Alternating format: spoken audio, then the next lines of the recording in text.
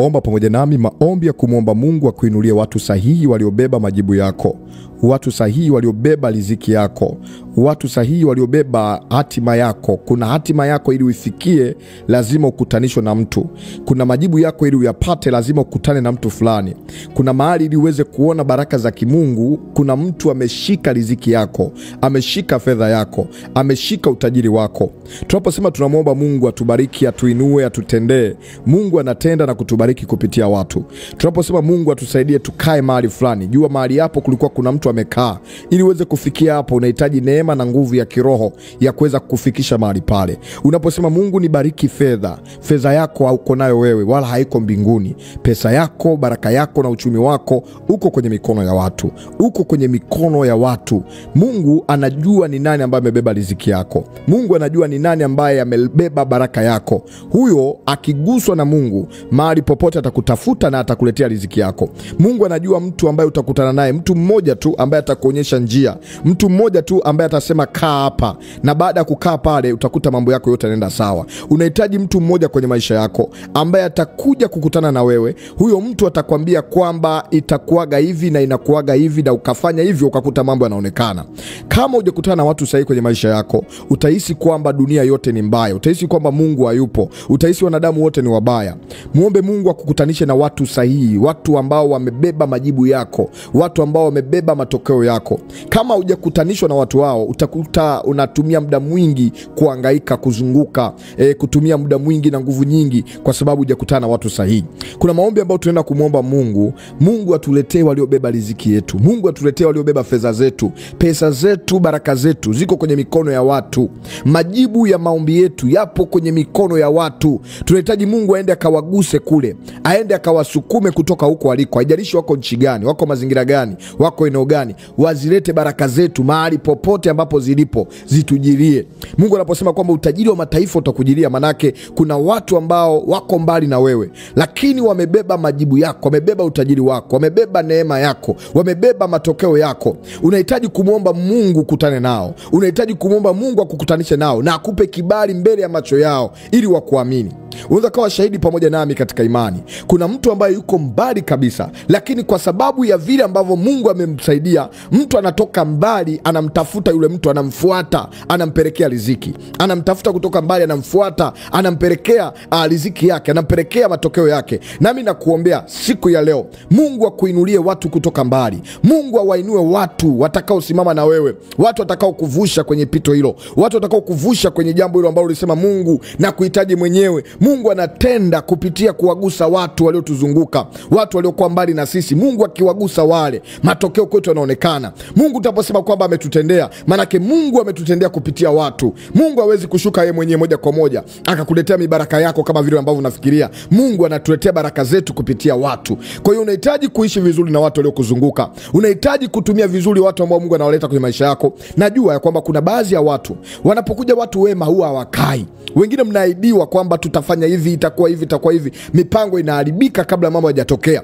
Maombi yangu mbele za Mungu siku ya leo, yeyote ambaye alikuja kwenye maisha yako ambaye alikuwa ni sahihi, akaondolewa kwa chuki, akaondolewa kwa uchawi, akaondolewa kwa husda, akaondolewa kwa nguvu za giza, kupitia jina la Yesu Kristo, naenda kufungua ufahamu wake, narejesha connection, narejesha muunganiko. Kuna watu ambao Mungu amewapa neema, mnakutanaga na watu wa maana kwenye maisha yenu lakini hawakai. Mnakutana na watu wa maana kwenye maisha yenu, mnakosa ujasiri, mnakosa nguvu ya kuwafata na kuzungumza nao. Unakosa ile ujasiri, unatamani useme naye, unatamani uzungumze naye, lakini unajikuta uwezi. Adui anakuwekea uzito, anaona kwamba hautaweza. Kwa sababu gani? Anataka kuzuie ushindwe kufikia kwenye destiny yako. Na kuombea siku ya leo, Mungu akusaidie, Mungu akuletee wateja wako. Kama unafanya biashara, ukiposti kaonekane. Kama unafanya kazi, pale kazini pakaonekane, na watu wakatoke mbali wakakujilie, wakaijilie nyota yako. Maandiko anasema kwenye kitabu cha Isaya 43 na ule mstari wa 4 na kuendelea, anasema kwamba kwa kuwa ulikuwa wa thamani machoni pangu na mwenye kuheshimiwa, nami nimekupenda, kwa sababu hiyo nitatoa watu kwa ajili yako. Kuna watu wanatakiwa watolewe mahali kwa ajili yetu. Kuna watu wanatakiwa watolewe mahali kwa ajili yako, na kabila za watu kwa ajili ya maisha yako. My God. gani? Kuna kabila za watu wanatakiwa watoke huko, waje kwenye maisha yako wakuletee baraka, waje kwenye maisha yako wakuletee majibu, waje kwenye maisha yako wakuletee matokeo. Kuna watu mnakuwa mnapishanishwa na baraka zenu. Yani baraka inapotaka itokee, wewe unapita njia hii. Mtu anasema nilipita, nilikuja. Leo katika jina la Yesu hutacheleweshwa tena, hutazungushwa tena. Mtu sahihi ambaye Mungu amemwandaa kwako ndio ambaye atakuja. Watu sahihi waliobeba baraka zako ndio watakao kuja. Wengine hata kwenye mahusiano unakutana na mtu ambaye sio sahihi, anakuchelewesha na kulia muda miaka na miaka. Unakuta baadaye anabadilika, analeta matokeo mengine. Unakuta ulikuwa umewaacha wengine, umewakataa wengine, na kuombea macho yako yatiwe nuru. Mungu akutambulishe, Mungu afungue akili yako ya ndani, akuondolee hiyo tanzi ya kipepo ambayo imekufunga. Kuna watu hata ukiwaweka mahali pazuri, matokeo hayaonekani kwa sababu adui anawafanya wasikae. Yani unakuta unatamani kufanya kitu, ukikaa hapo kidogo unasikia kwamba hapa naama, hapa siwezi kukaa, hapa hapana panifai. Unasikia tu una pressure ya kwenda mbele, lakini haukutani na majibu yako. Leo kwa jina la Yesu, kama Bwana aishivyo, akawafungue waliokaa kwenye maeneo yetu, akawaondoe waliozuia baraka zetu, na akatuletee makabila waliobeba uchumi wetu. Tunaingia kwenye maombi sasa. Haya maombi ambayo tunaenda kuomba, omba nami kwa imani kubwa.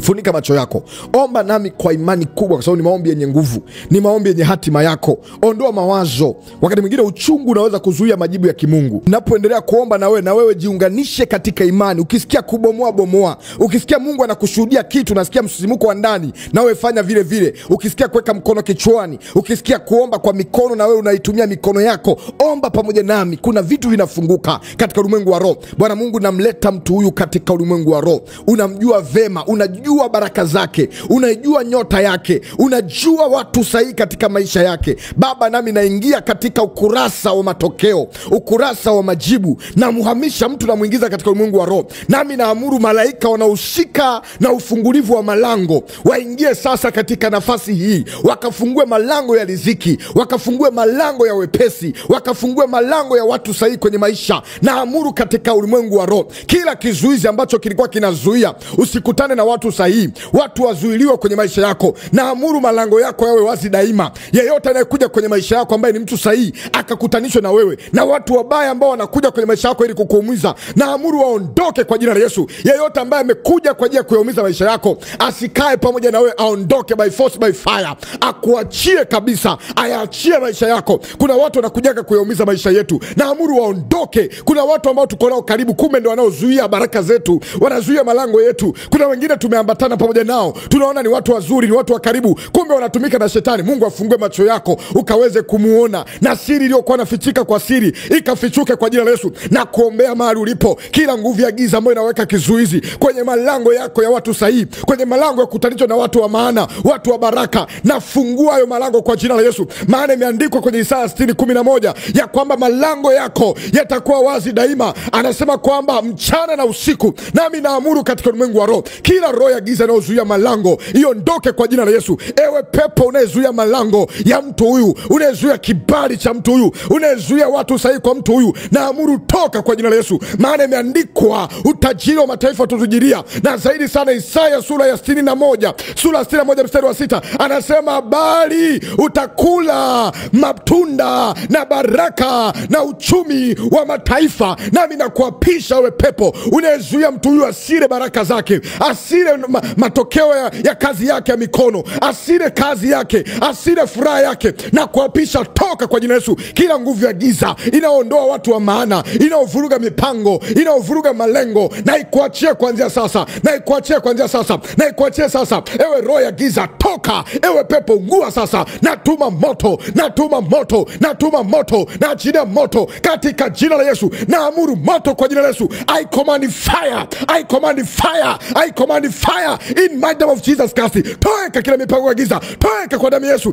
toeka kwa jina la Yesu. Navunja hayo maagano, wengine maagano ya mizimu, maagano ya manyoka, maagano ya vyama, maagano ya chale, maagano ya mikosi, maagano ya maneno. Ulitamkiwa maneno, hutainuka, hutafanyikiwa, hutaenda mbele. Nafuta viapo vya maneno, nafuta viapo na ndimi za giza katika jina la Yesu. Natamka kwa mamlaka ya jina la Yesu, walio sahihi wakujirie, watoke pande zote 4 za dunia, wakufuate, waifuate nyota yako, wafuate maisha yako. Naita watu sahihi kwako, naita pande zote, kutanishwa nao, kutana nao, pokea kibali cha kutana nao, pokea kibali cha kutana na mtu huyo, pokea kibali kwa jina la Yesu. Wende kuna mtu umekuwa unamtafuta muda mrefu, kila ukitaka kukutana naye mambo yanakuwa magumu, umewekewa vikwazo, umewekewa vizingiti, huwezi kutanishwa naye. Naondoa ewe adui uliyesimama mbele ya mtu huyu ili kuzuia majibu yake, ili kuzuia kazi yake. Naamuru toka kwa jina la Yesu. Na kuombea unayefanya biashara, hata kama unafanya biashara mtandao, hata kama unafanya biashara ya kuonekana katika namna ya macho, na iombea biashara yako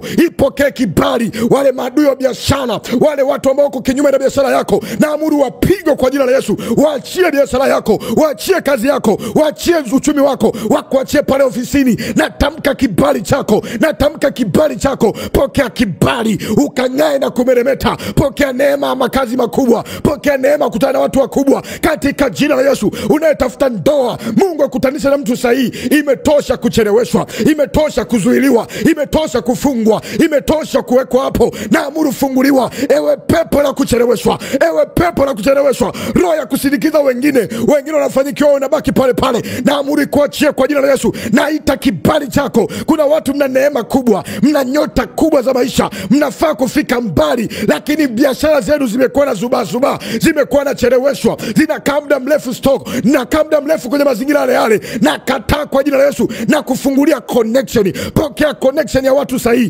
pokea connection ya watu sahihi waliobeba baraka zako, waliobeba majibu yako. Naita connection. Sema napokea connection, napokea connection, napokea connection. Pokea muunganiko huo, ukakutanishwa na watu wa maana, ukakutanishwa na watu wa maana. Pokea mpenyo, penya mahali usipowahi kufika, Mungu akufikisha hapo. Mahali usipowahi kukanyaga, Mungu akupeleke hapo. Kuna watu mmezuiliwa, msifikie nchi fulani, msifikie mahali fulani. Na kuombea hatua zako zifunguliwe, miguu yako ifunguliwe, ukafike mahali ambapo katika asili ya kwenu hakuna aliyewahi kufika. Mungu akupeleke pale, Mungu akuketishe pale. Na yafungua malango yako, nafungua njia zako, nafungua mipenyo yako, nafungua matokeo ya maisha yako. Imetosha kubaki hapo, imetosha kuzuiliwa. Nafungua kwa moto, natuma moto kila nguvu ya giza inaozuia njia yako, roho ya kupishanishwa, roho ya kupewa ramani nyingine, naamuru kuachia kwa jina la Yesu. Nenda kwenye ramani yako, nafungua malango yako ifunguliwe, njia yako ifunguliwe. Pokea wepesi, pokea mpenyo, pokea ufahamu. Mungu akuongezea akili, Mungu akuongezea hekima, Mungu akuongezea maarifa, Mungu akuongezea majibu katika jina la Yesu. Neema iwe kwako, pokea kwa jina la Yesu, pokea kwa jina la Yesu. Na tabiri juu yako, Mungu akabadilishe matokeo katika miezi hii inayoendelea mbele yako. Mungu akabadilishe uchumi wako, ukapande. Waliokuwa wanachelewesha baraka yako, wengine mna watu mnawadai miaka nenda rudi, hawawalipi haki zenu, na waondolea amani huko waliko, walete haki yako. Na wengine mna maroho ya madeni, na kuombea Mungu akufungulia milango ya fedha, na kazi zako ziende vizuri, ile mpango yako iende vizuri, ukalipe yale madeni, na ukaweze kufikia matokeo ya ndoto zako katika jina la Yesu. Pokea neema hii. Mungu akulinde na akutetee katika jina kuu la Yesu Kristo aliye hai. Amen. Naitwa mwombezi Pastor Godwin Ayubu Ndelwa, ambaye nimekuwa naomba na wewe. Naamini Mungu amekuhudumia, amekubariki, umesikia kubarikiwa. Rudia tena maombi haya, yafanye mara kwa mara. Utasikia kibali kinaongezeka, utasikia Mungu anakusaidia. Kuna mahali ambapo ulikuwa hujawahi kufikiria, Mungu atakupeleka pale. Ulikuwa unasikia uchungu, ulikuwa unasikia kuna vitu haviko sawa. Kuanzia sasa, baada ya maombi haya, mambo yataanza kwenda vizuri. Wewe ni mbarikiwa kwa jina la Yesu. Unasikia msukumo na amani kujiambatanisha au kujiungamanisha na ibada hii ya maombi ya ufungulivu kwa sadaka yako, basi karibu kwa sadaka yako ya hiari, si ya lazima, kwa namba iliyoandikwa sadaka. Na wewe pia ambaye unatamani kuendelea kunifuata zaidi kwa mitandao ya kijamii, ingia YouTube, andika maombi ni dawa. Utaona pale akaunti ya mwombezi Pastor Godwin Ndelwa, ina maombi mengi yatakao kufaa na kukupeleka mbele katika hatua za kiimani. TikTok, andika maombi ni dawa, atatokea pale mwombezi Pastor Godwin Ndelwa. Bonyeza pale alama ya kunifollow ili mwe mmoja kati ya wanafamilia wa maombi ni dawa. Mungu akubariki, akutendee mema. Wewe ni mbarikiwa, uwe na wakati